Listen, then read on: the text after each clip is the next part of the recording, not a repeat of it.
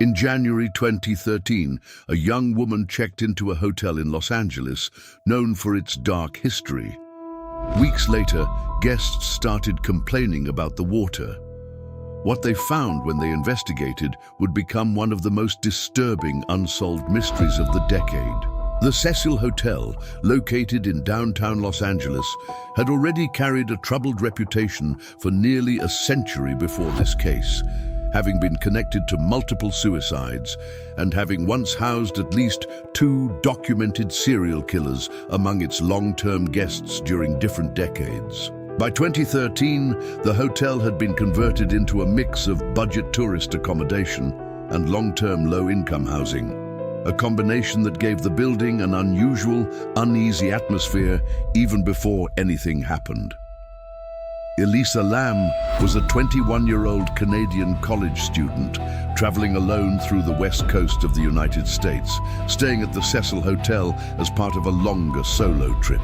She had been documented as a friendly, sociable guest by other travelers staying at the hostel-style rooms, with no indications from those who interacted with her of any immediate danger or distress. On January 31st, Elisa was reported missing by her family after they lost contact with her for several days, which was unusual given her regular pattern of checking in during her trip. Los Angeles police began an investigation, reviewing hotel records and eventually recovering security footage from inside the building.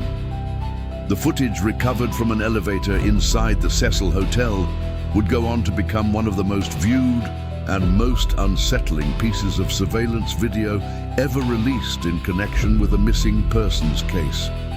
In the footage, Elisa is seen entering the elevator alone. She presses several buttons rapidly, seemingly attempting to select multiple floors at once.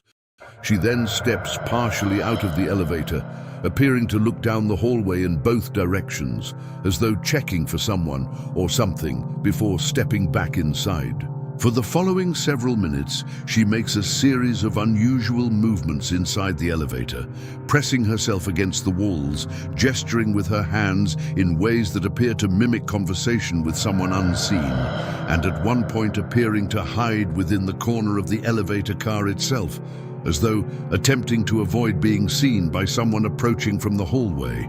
At no point during the footage does the elevator door fully close on its own, despite the doors mechanically functioning normally both before and after this specific sequence, according to hotel maintenance records reviewed by investigators.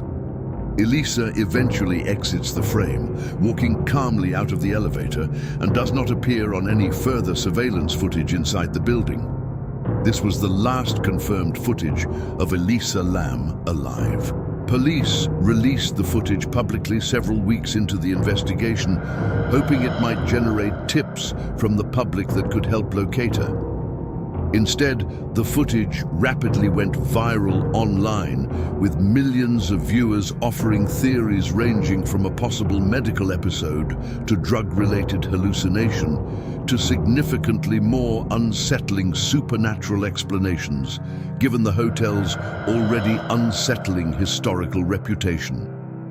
Nearly 3 weeks after Elisa was reported missing, hotel guests began filing repeated complaints about extremely low water pressure throughout the building, along with an unusual dark discoloration and unpleasant odor coming from the tap water.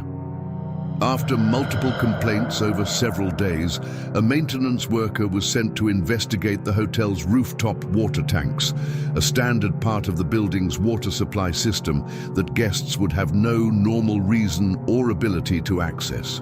What the maintenance worker found inside one of the industrial water tanks would end the search for Elisa Lam and simultaneously deepen the mystery surrounding her final days. Elisa's body was discovered inside the tank, and investigators determined she had likely been there for a significant period, matching her disappearance, meaning that for nearly 3 weeks, hotel guests throughout the building had potentially been drinking, cooking with, and bathing in water directly connected to her remains without anyone realizing it.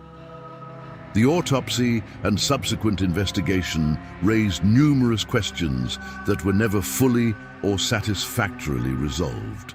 The water tank itself was located on the roof of the building, accessible only through a locked door, an alarmed hatch, and a ladder requiring genuine physical effort to climb, all specifically designed to prevent public access for both safety and water contamination reasons.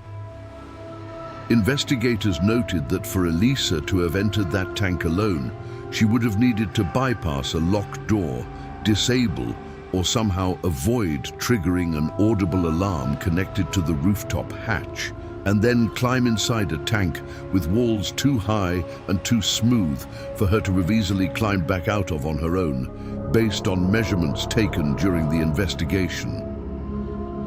The official coroner's ruling ultimately classified her death as accidental drowning, with contributing factors related to her documented history of bipolar disorder, a diagnosis confirmed through her prescribed medication found among her belongings, which was determined to still be present in her system, though at levels considered consistent with normal treatment rather than an overdose. Despite this official ruling, numerous inconsistencies noted by independent investigators, journalists and researchers who reviewed the case in the years following continued to generate significant public debate.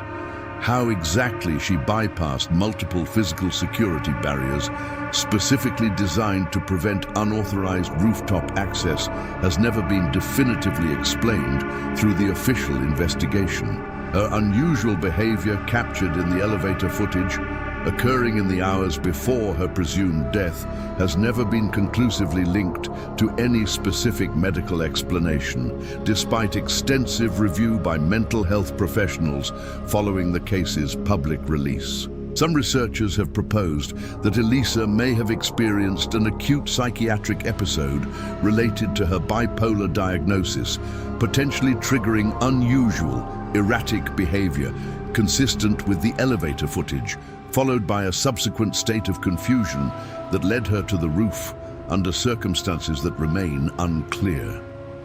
Others maintain that the physical security measures involved make this explanation difficult to fully reconcile with the practical logistics of the location itself.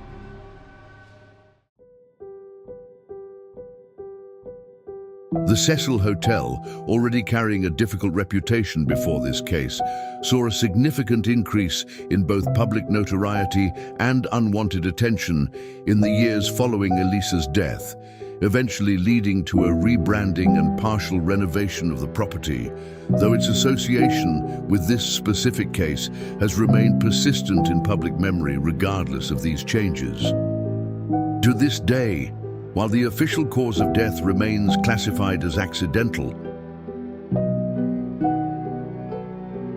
the specific sequence of events between the final elevator footage and her eventual discovery inside a secured rooftop water tank has never been fully, satisfactorily reconstructed or explained in a way that resolves every inconsistency noted by those who have studied the case closely.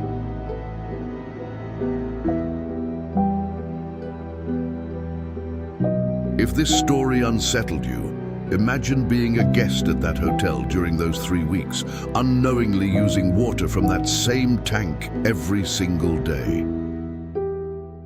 If you want more real, unsolved mysteries like this one, make sure to like this video and subscribe to the channel.